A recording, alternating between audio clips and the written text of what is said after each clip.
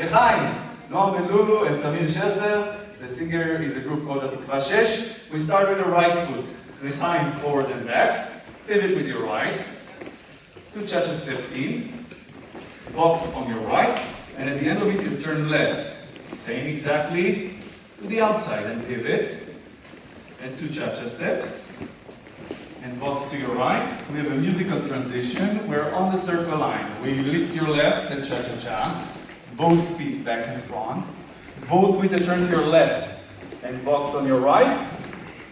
And then we go to the second part, which repeats twice. We start on the circle line. Step, back and front, right. Okay? Tam, ta, ra, ta, tam. Always right foot 7. And step and back and front. Left is free. Mind, free. Left is free again.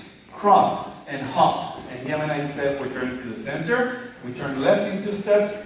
And Yemenite step. And the second part repeats again. We start the dance with the Chaim, and we end the dance with the Chaim. And it's just a happy dance.